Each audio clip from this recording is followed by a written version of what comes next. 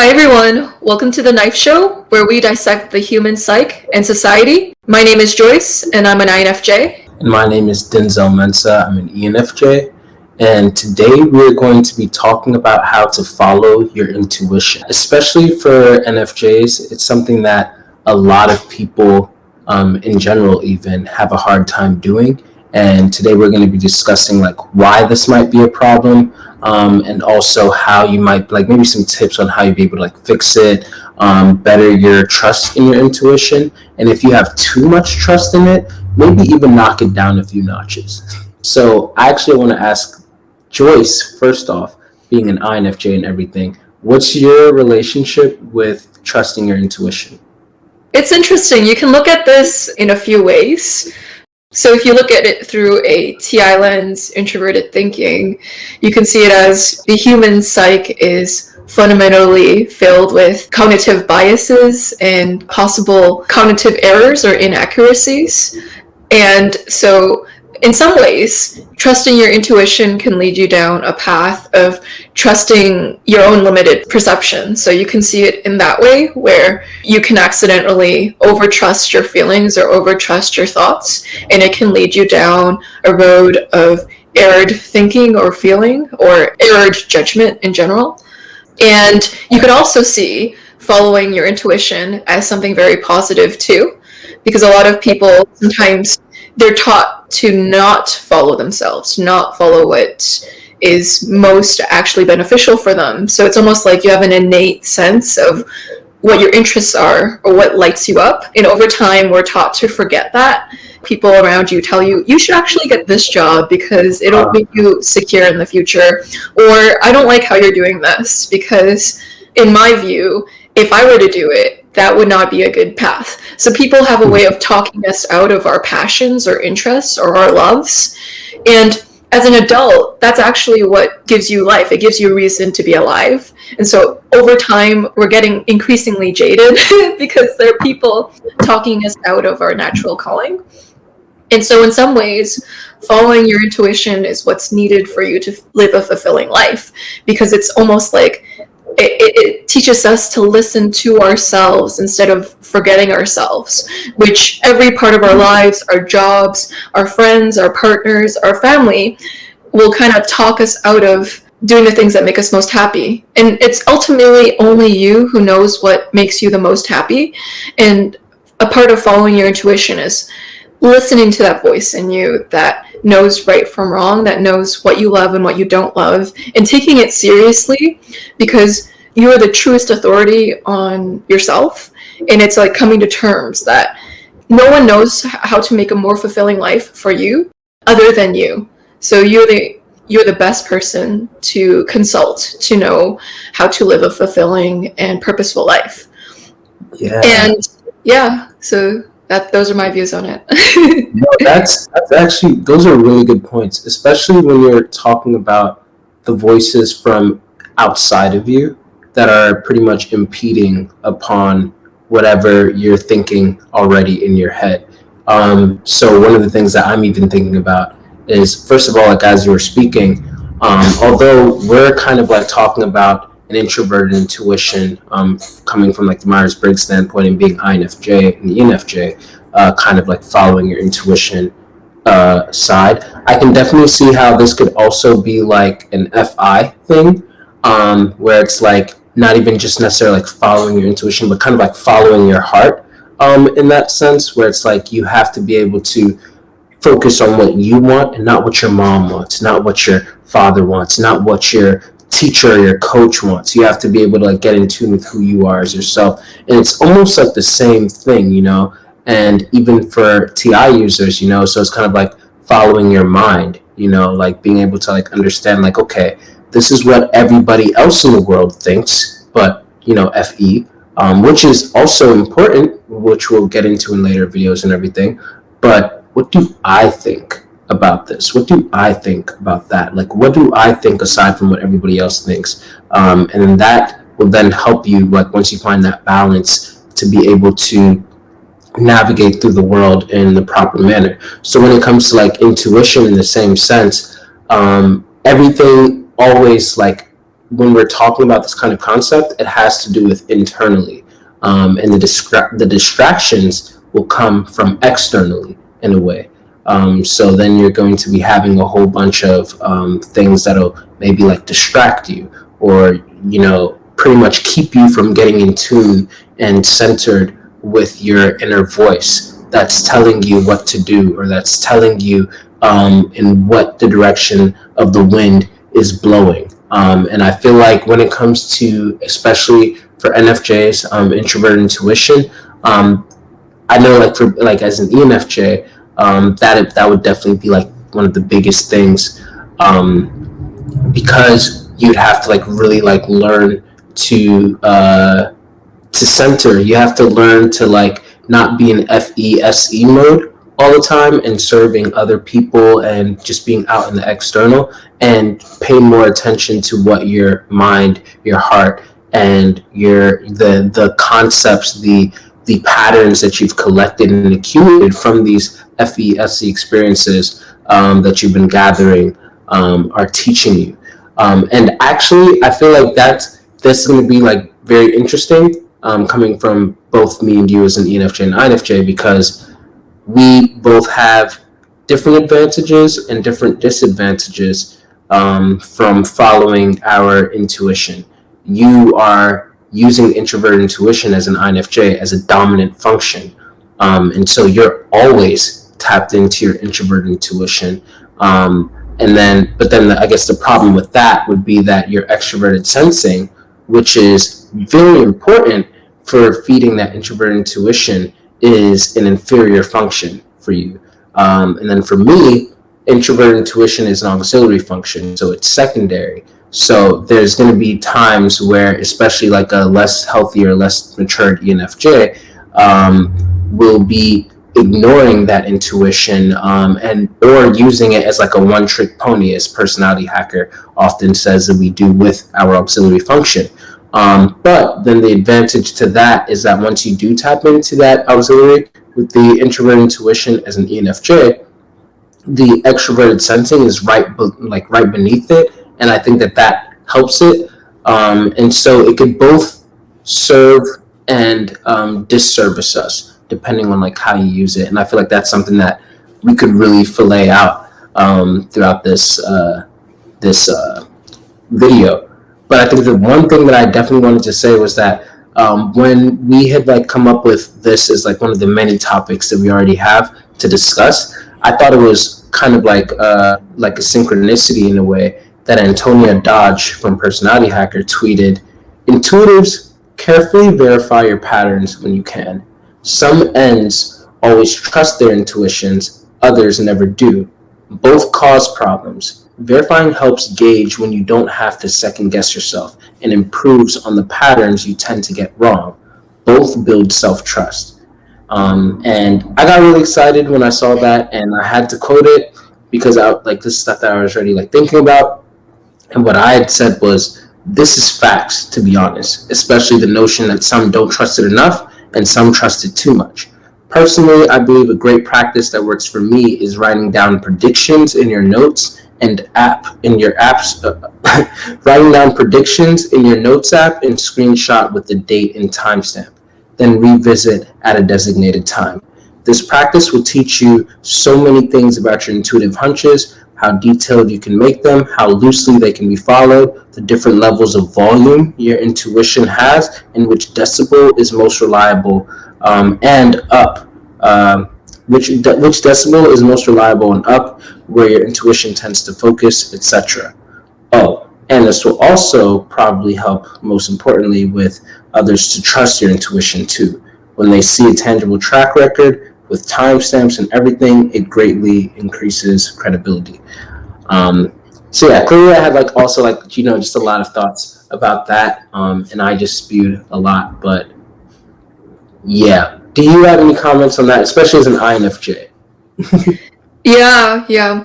When it comes to trusting your introverted intuition, your NI, it's all about trusting the vision that you have. So you might see a vision for your life that no one else sees, or you might see a vision for how things will go and how things will turn out, but others might not understand it or might not see it. They won't support it when you mention it. So it can feel kind of one-sided. A lot of relationships can feel kind of one-sided for INFJs because they're trying to explain something and the other party, it just kind of falls on deaf ears. It's like you'll try to explain either how things will go if they keep going the way that they're going, or just your pattern recognition of things. You're saying it and other people might not be able to take that ball and run with it as you are. So it's almost like the patterns that you're saying are constantly dismissed in subtle or large ways. And so following your intuition is an important part, because your whole life, for some INFJs, you've been taught to kind of ignore your intuition, or they can be shamed. Like you can kind of feel slightly gaslighted too. So gaslighted is when like your reality is being invalidated, your perception of reality is invalid in some way, and so you can be told that in subtle ways, and over time that compounds. And that compounding effect can make you doubt yourself a lot. So, you might start to doubt your intuition or doubt you as a person because people are doubting your reality, which is tough because it's your gift to the world. Your intuition is your dominant function, and it's what you provide to the world. It's what you give to the world. Yet, for a lot of INFJs, it's something that people don't always acknowledge, or they see it as it doesn't have enough proof in the outer world for people to take seriously.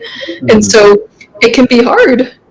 Sometimes you can learn to distrust yourself, and that is not healthy for you. So I would say, if the world is kind of teaching you to forget about your intuition or to forget about yourself, still invest in yourself, because you are the only person you have when you die. So because you are that longest asset in your life, or you are the person you're going to die with, you might as well take care of that person, even though, over your lifetime, you've been taught to not care or trust that person.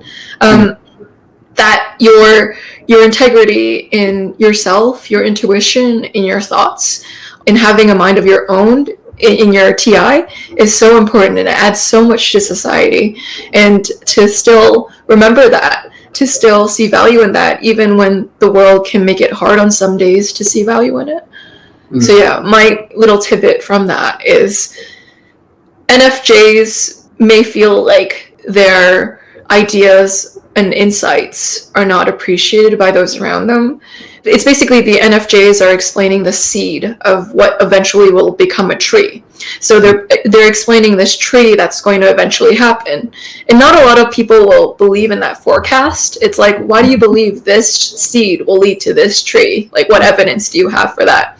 And so it can be hard to give proof for people to also see that tree that you're seeing. So sometimes you'll be the only one seeing your intuition. And yeah, that's why it's so relieving to meet other NFJs. And so you can explain that tree and they'll just get it. Yeah. No, absolutely. And that's a big thing. Like, especially the nature of introverted intuition itself is that, first of all, it's an intuitive function. So that's already hard to see. But now it's also an introverted function. So if anything, like I remember like listening to Personality Hackers podcast, they said that ENFJs, for example, are the types that are able to most easily blend in with the sensors, because not only is their intuitive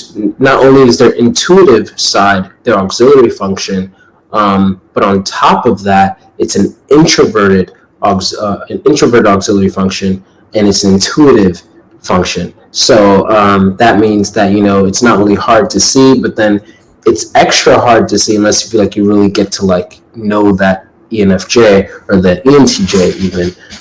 And that's something that I found for myself as well. Like the NI insights that I might have, I wouldn't always, especially growing up. It's something that, I didn't feel comfortable expressing as often. The only place that I low-key did feel comfortable expressing it was like during like Bible studies, because then it's like, okay, everybody's kind of like using NI over here, whether they value it in their in their primary stacking or not.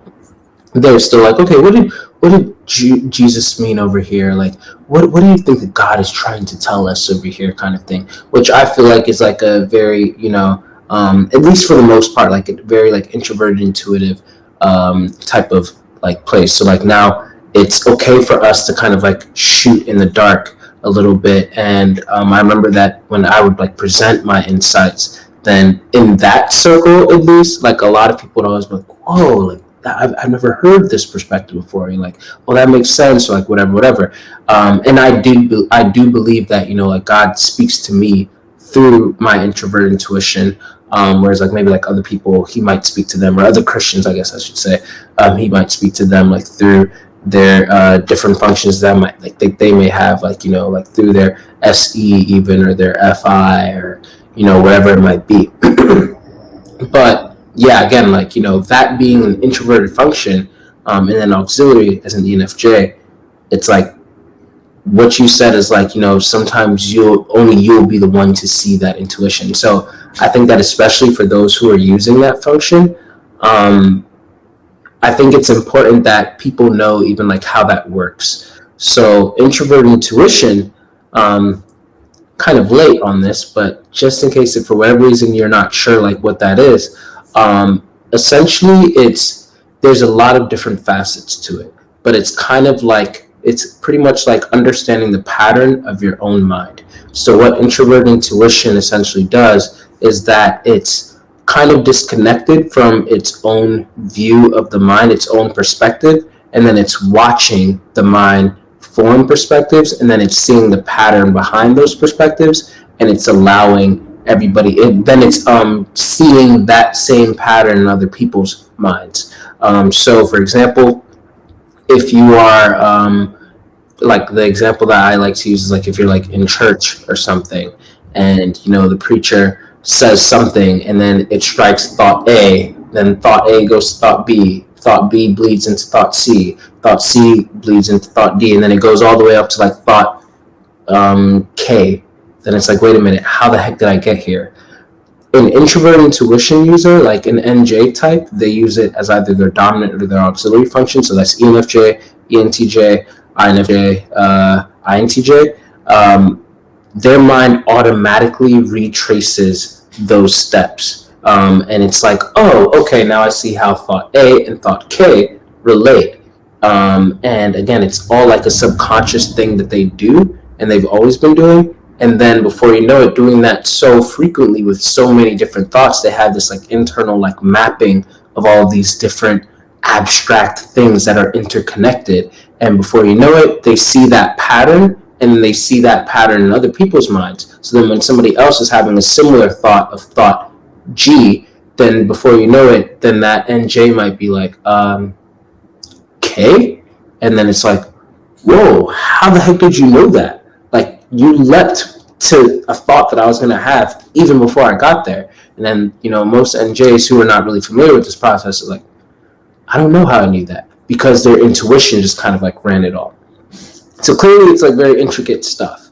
But now, once you're trying to like actually utilize that as a tool to kind of like follow, then that's where it becomes even like more intricate, because now, because of that, just that like how that NJ might be like, K, then sometimes people could be like, before they even get to K, they can dismiss you like, K, what do you mean K? I don't understand like what makes you think that you know me, or what makes you think this, or what makes you think that? Oh, you're like a know-it-all, whatever.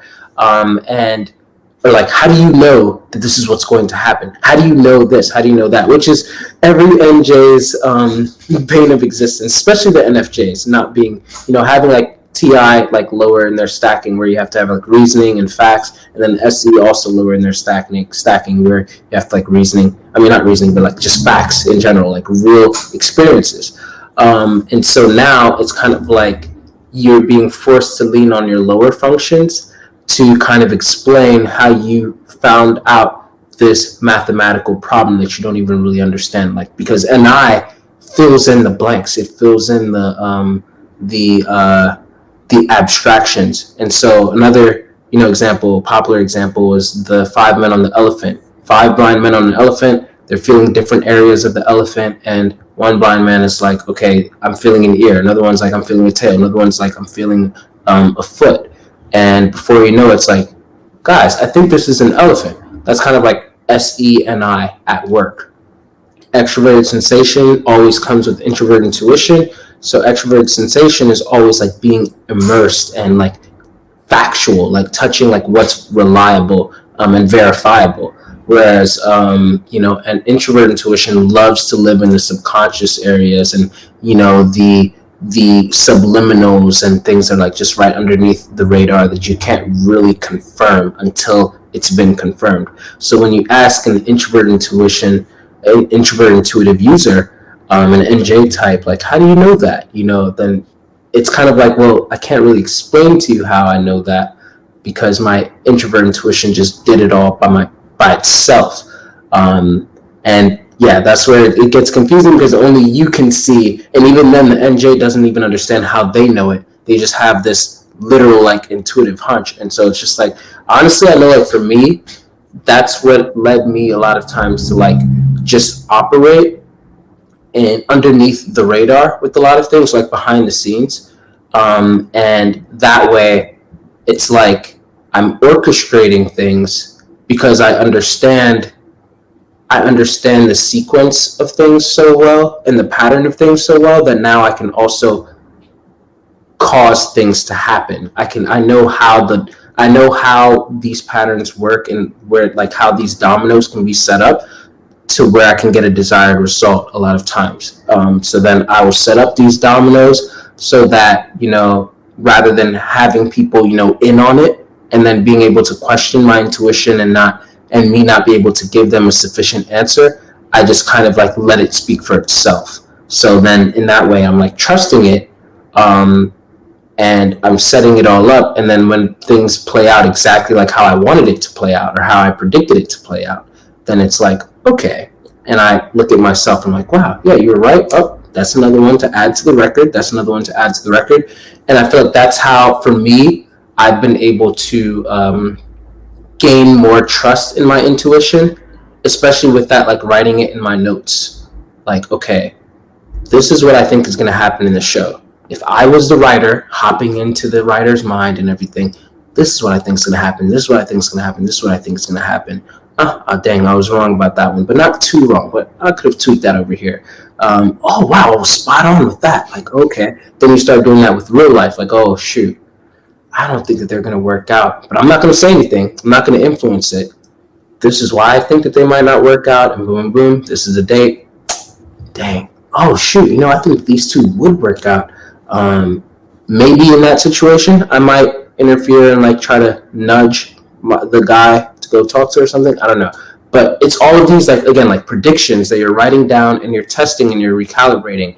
And the more that you kind of like practice with that, and see where your intuition is strong versus where it like needs a little bit more work, the more you're able to actually like rely on it. And then when you actually have these gut feelings, it's like, oh, I know my intuition well enough. I have a good enough relationship with it to be able to trust it. But I feel like you can't do that without enough SE. And that's the really important part of it. But before I go on with that, I'm going to let you comment on anything that I just said, because I definitely went on like a NITI trail there. Yeah. Introverted intuition. It's this process of understanding the patterns within your own mind. That's one of the aspects of it. So it's able to understand with TI, it understands the thought structures within one's own mind and the patterns within that. Yeah. So you'll have NFJs kind of noticing how people think and what leads to certain thoughts within their psyche and what types of thoughts would lead to better behaviors in the extroverted feeling in the FE. So what are some good healthy thought patterns in the TI to have in order to have good FE outcomes societally and culturally? So in humanity. Yeah. You'll see people who use NI, FE, TI, SE, trying to figure out healthier ways to think about life in order to have better relationships. People who I think use my same functions are Jay Shetty and Matthew Hussey. And I think they use some combination of the same functions that me and Denzel have. And it leads to thoughts like, how do I think better about this so that I create better outcomes in my relationships? Which is all about the introverted thinking and the extroverted feeling axis. Yeah.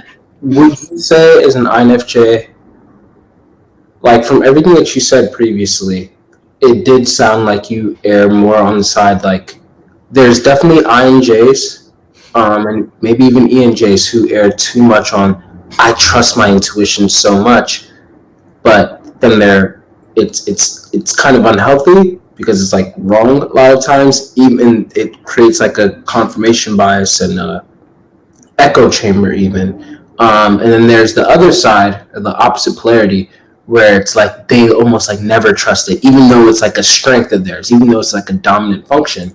It's like, dang, I knew it, but like I just didn't trust it. I feel like you probably err more on the latter.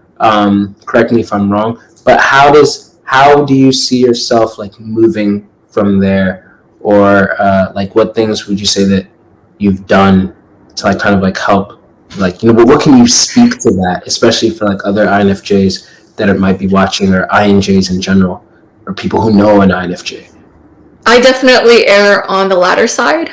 I find people who have TI in the third or the fourth slot can doubt their competency with logicking things out. Mm-hmm. So they might have this inkling, this pattern, but they might find it hard to explain the logic behind that in a way that would be credible to other people. Mm-hmm. So it's almost like TI is a very introverted way of organizing your thoughts. And it can be quite subjective in the way that it originates from you. So it's hard to explain your logic sometimes to a third party.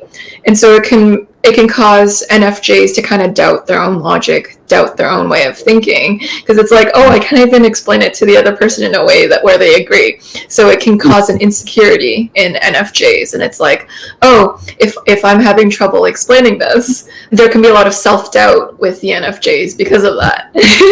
Oh yeah, I totally relate to that. It's like and it sucks because it's like, usually, especially, like, we live in a world where whoever has the better argument is the one that you should trust more. And especially for, like, you know, if somebody has like a higher TI, they can have the most intricate arguments. And it's like, dang, you went a long way, but in the wrong way.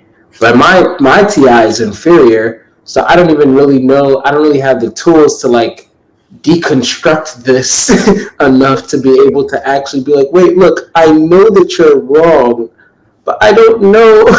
I don't know how to deconstruct it. You just built a whole castle, and it's like, it's not faulty. It's like strong logic, but just because something is airtight and strong doesn't mean that it's right. And sometimes I guess that's the thing that I come to, and it's more like my introvert intuition is able to pick up on why, like, no, that doesn't seem right. That doesn't seem right. And even my inferior TIs and be like, oh, something's off about that. But then when I'm like, all right, so TI, like, what exactly is off? It's like, oh, I don't really know. I just this is as far as I can tell you. Something's off about it, but I'm not strong enough to kind of like give you all the reasons. And then with the TE users, it's not that they, because I don't want to pigeonhole them, but a lot of times it can seem like for them they have to like battle it out with you in order to be able to like, okay, yeah, I guess you are right. So it's almost like the stereotypical lawyer. It's like, all right, again, I had the better argument, whether it be by like the intricacies of the argument, which is a TI, or low key kind of like the berating facts going in one direction with the TE. And it's like both of those are kind of intimidating, especially for at least someone like me. So then it's like, no, again, like my NI is like, no, I know this is wrong. My TI is like, yeah, I know this is wrong. But NI isn't equipped to explain how it's wrong. And TI is also not, because NI is like focused on the abstract and everything, and it's like very, you know, it's just not really, it's all about the hunches and stuff like that. And then TI, even though that's where it's supposed to be like all about like the reasoning and the the logic and everything, again, it's like inferior. So it takes me a longer time to be able to actually deconstruct, and it's a little bit more exhausting for me to do. So yeah, I definitely relate to that, where it's like, dang, well, I don't really know how to argue this point, even though I really feel I have an intuitive feeling that this is wrong. So because I don't really know how to fight, then I'm just not going to, and I'm just gonna like keep it in my head. Or this again could cause you to self-doubt. Like, dang, their argument is so good that even though I still feel like it's wrong, I kind of now maybe I'm the one that's wrong, and that's where. So I feel like I would also say that like I'd probably more err. It's interesting for me. It's like when it comes to TI things, I'm like more on the doubting side. But then when it comes to like NI things, like how something's going to play out, I am very, confident about that a lot of times, unless when I'm not. And when I'm not, then my NI just hasn't spoken yet. Like it hasn't gathered SE information to be like, okay, this is all of what's going on. This is the context, so that I can now be able to use that SE information to project into the future. Like, okay, this is what's going to happen. I relate to that, Denzel. So on the TI side, I'm more self-doubting, but on the NI side of predicting how things will turn out, I'm quite confident and self-assured. Like I'm pretty certain, actually. Mm-hmm. Yeah. Mm-hmm. How would you then say that you could temper when your NI is too certain about something versus it's properly certain about something? You know what I mean? Because like, again, like anybody can fall into like a confirmation bias. So it's like if your NI or whatever it might be is telling you, your intuition is telling you like, this person is just a bad person, then how do you know between, okay, that person might really be a bad person, or the things are going to play out in a bad way? How do you know like this is really going to play out in a bad way versus, oh, I was wrong about that? Like, do you just kind of like wait and let things happen, or like is that where you're like, no, I trusted enough to be like, no, so therefore I'm not going to do this, or I'm not going to talk to that person, and I don't have to really verify to know if this is like really a bad situation? Like, how is that for you? Yeah, toxic plus toxic equals like there's not going to be a good outcome. If the ingredients you put into a cake, you put something that's doesn't belong in a cake, like skunk oil, like the gas that comes out of skunk in a cake, you can reasonably say that cake is going to come out disgusting, unless you like the taste of skunk fumes. Yeah. A long time ago. So there are certain things like I'm just sure of, because when you add that type of ingredient into things, there's nothing good that can come out of it. However, with situations where it's more ambiguous, like I could be susceptible to confirmation bias or a self-fulfilling prophecy.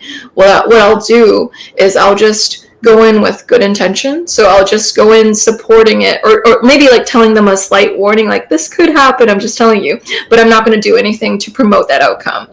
So I want them to have that good outcome. Like I want you to be happy, and I want this to go well for you. So I'll be acting in a way which supports what they ultimately want.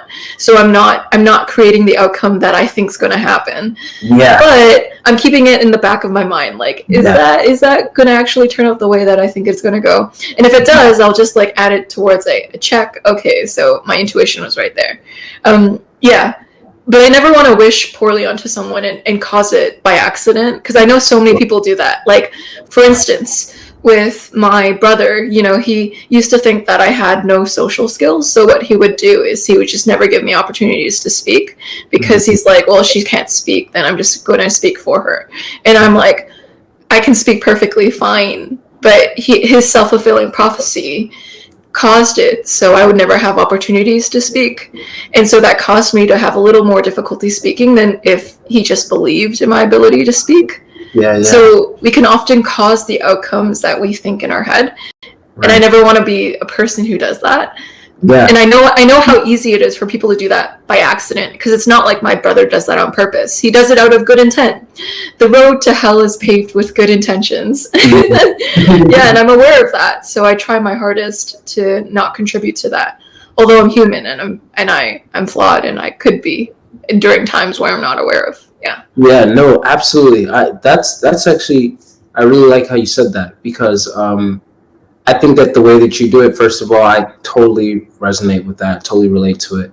And I think, I mean, I could be biased, but I think that's a very healthy way of going about things, because it's like, okay, this is what my NI is telling me is going to happen, you know? And as my NI is like telling me, like, yo, this is going to happen, whether it having to do with me or it has to do with like other people, this is where, you know, again, like if you really want to work on verifying it and like getting to know the accuracy of your NI, this is where you should write it down in your notes, and have a timestamp for proof of, okay, this is what I suspected would happen. You can be as detailed as you want, or you can be as vague as you want. It depends on, you know, what your NI is giving you, and sometimes it depends on the situation. But yeah, so I will have those kind of like, okay, this is what I think is going to happen.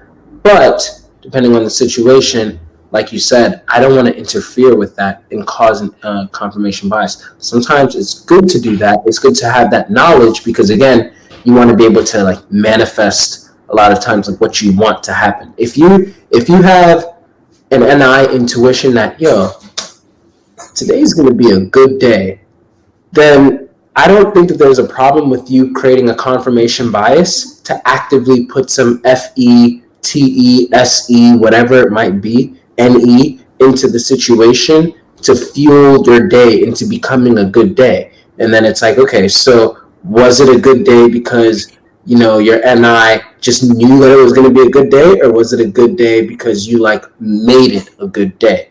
Either way, it doesn't really matter. It was a good day, and you shouldn't complain about that. You know, hopefully you can do the same thing tomorrow.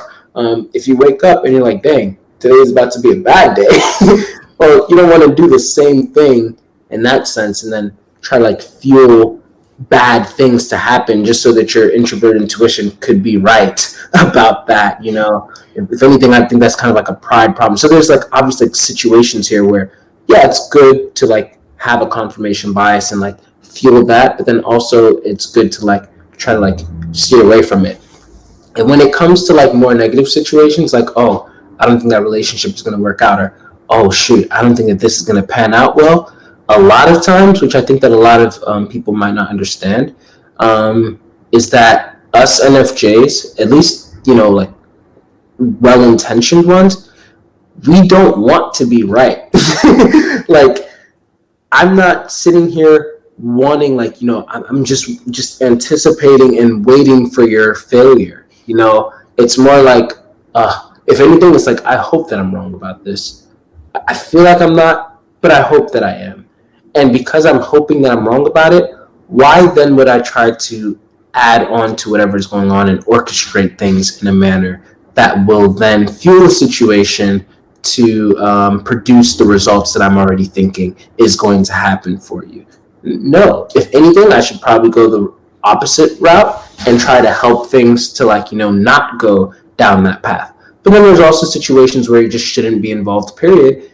And that's, if anything, that's I think one of the best situations where you can actually observe your NI, because then you're not getting engaged. You're just literally observing. And that's what NI does. NI observes. It's a perceiving function.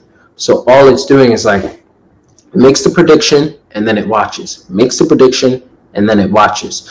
An introverted perceiving function at that, because extroverted sensation is a perceiving function as well. Mm-hmm. But I think that once you put in extroverted sensation with, like, you know, FE or TE or something, now you're engaging in a way and you're influencing something that's going to happen. But if you are just using also extroverted sensation, then you're also just, again, observing and you're just watching what's going to happen, kind of thing. So yeah, when it comes to like the self-fulfilling prophecies and echo chambers, stuff like that, I do the same thing where it's like, if I feel like it's going to pan out not well, and this has happened like quite a few times, then depending on the situation, I just kind of like keep it in the back of my head. Maybe I'll tell somebody who also will not interfere, like, dang, I don't really see this going well. In fact, what I think is going to happen is boom, boom, boom, boom, boom, boom. And then things play out exactly like how I said it. This has happened so many times. It's not to like brag on myself or anything, but like it's happened so many times. And then that's how I've gained like credibility with a lot of people. Like they'll come to me and they're like, oh my gosh, step one of what you said happened. Like, oh my gosh, what you said, this is like the third thing. So like, wait, so you said the next thing that's going to happen is probably this. How are you knowing all this? It's like, you just kind of understand the pattern of like what has been happening, what's going on. And so then it's like, again, I didn't wish for this to happen, but I don't want to involve myself. So therefore I'm not going to try to change the situation to make it not happen, because sometimes it's just none of your business. And then other situations, it's like, okay, no, I am going to try to change the situation, but there's those times where it's like, I can't do anything about it, so I'm just going to sit back and watch. I'm going to see, is my intuition right? And those are valuable times in life, especially as an NJ, because then you really get to, again, know your intuition on a good level, but you have to choose your battles. And I think that's where a lot of times it can be hard, especially if you're like an ENFJ, for example. It's like, okay, I see this going down this path. I need to intervene. I need to give them some advice. I need to like sway them away, because then they're going to, this is going to happen. This is going to happen. And for me as an ENFJ, I've just learned to like sit back, depending on the situation. Like if the person's going to die, I should probably involve myself, But if, the person just might, honestly, sometimes might even just end up with a heartbreak. Sometimes you have to just sit back and let that happen and be ready for if that person does end up with a heartbreak. Now you can be there to console them, and do not say, I told you so. Like that's, I feel like that's FE 101, but like, I feel like a lot of people for some reason like don't know that. I personally really hate saying I told you so, because if you did your part correctly, the person will know that you were right at the end. You don't have to remind them like, hey, by the way, remember I warned you about this, Now, if they end up in a similar situation, that's when I think that you can remind them about like, hey, remember last time when this was kind of like happening and I told you this was going to happen or whatever. That's where I guess not even necessarily like an I told you so, which is like I'm trying to keep you from getting here. But when something goes exactly as you planned and it was in a bad way, you don't want to go, I told you so. Like that's not going to help in that situation. Yeah, that's like rubbing salt into the wound. It's like, oh yeah, you're already down, let me kick you.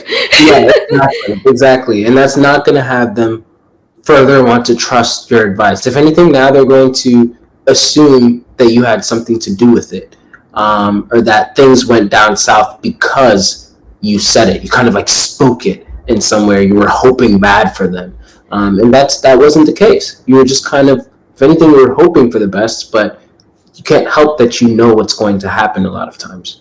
Yeah, there's a concept called speaking death onto people. So you can either speak life into someone's existence, or you can also speak death into their existence too. So you can say certain things that can actually cause certain eventualities. So if you go like, I just don't feel like you get into good relationships, that doesn't make someone want to get into healthier relationships. Like if you tell someone who eats when they're anxious or sad, and you tell them, hey, you're getting fat, don't eat. Like you're literally causing them to feel more anxious. So then now they feel more of an urge to eat more. Mm-hmm. So it's speaking death into people's lives. Right. Yeah, a lot of Asian families, like the example I gave is like what my parents do when they see me eating like a donut. They go like, you're gonna get fat. And I'm like, well, that's going to make me feel negative emotion, which is going to make me actually want to eat more, because now I'm going to want comfort food, right? Because now you're insulting me. So sometimes we can cause certain results to happen when they weren't going to initially happen. We can kind of make situations worse with our words. Oh yeah, for sure. It's almost like this. Someone's in an abusive relationship and you tell them, get out or I'll stop being your friend. And then now that person doesn't have a support system, now that they're also in an abusive relationship, so they're going to have to lean more on their abusive partner. Now, these are oversimplified situations, but you get the gist of what I'm trying to say, is that we can often exacerbate problems by trying to make them better.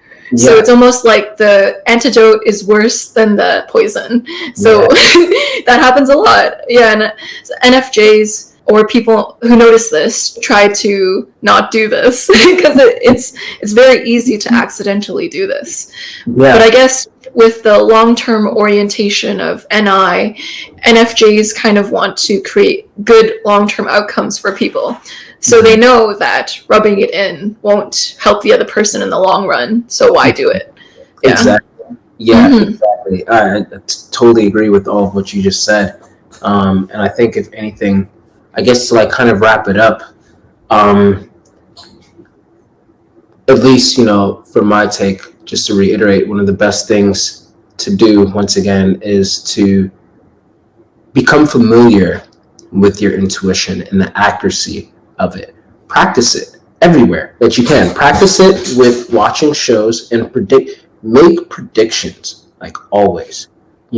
Write down these predictions in your phone or on a notebook, whatever, and really become like understanding of like whenever your NI is saying like, oh, this is going to happen, oh, this is going to happen, and then don't be prideful, like, keep track of when you're wrong about something and why you're wrong. Like, what did you read into wrongly? What information, SE information, were you lacking? And then also keep track of, when you're right about something, why you're right. How much SE information did you receive on that? To be able to, like, and SE information is like facts. Like, this is undisputable. Everybody, SE is like the most factual function, because it literally looks at things and it's like, that's just what it is. That's just green. That's just, that's Joyce right there. She's right there. Like, it doesn't read into anything. NI is what's like, okay, that's the facts, but now what's like in between the lines? And as an NJ, you are good at that. You are skilled at reading in between the lines. But actually, let me say this. As an NJ, you are talented at reading in between the lines. But talent doesn't always equal skill. You're talented because it's your dominant or your auxiliary function.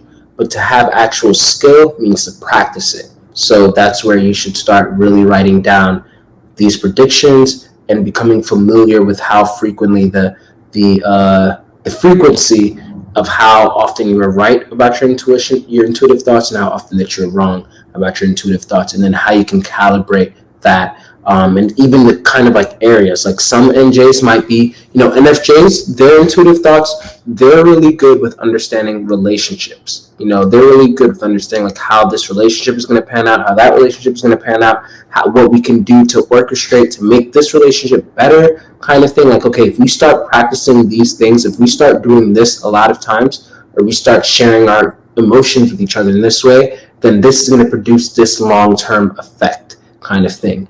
But maybe the NFJ intuition is not going to be as good at being able to predict the long-term effects of industrialization or something like that. Because that's probably not where their NI is like focused. They can still practice using their NI over there, but that's probably like a place where your intuition, you might not want to let it follow. You might not want to follow it into that area just yet. You want to practice a little bit more with that. Whereas like maybe like MTJs will probably like be better with that. Like, okay, this is where this business is going. This is where the industrialization place is going. But then they might not really like know as much with like, okay, this is how this relationship is going, and this is where society is going in itself. I think of Martin Luther King Jr.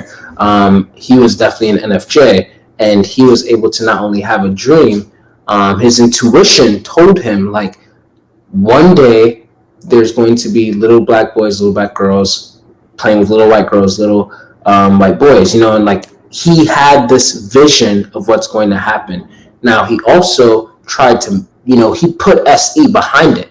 He didn't just have the vision. He also got into action to try to make that happen, which in an upcoming video, we're going to be talking about how to get into action as an NFJ, when to get into action as an NFJ, because ENFJs happen to get into action too soon at times. INFJs can sometimes get into action way too late. So we're going to talk about that in a future video.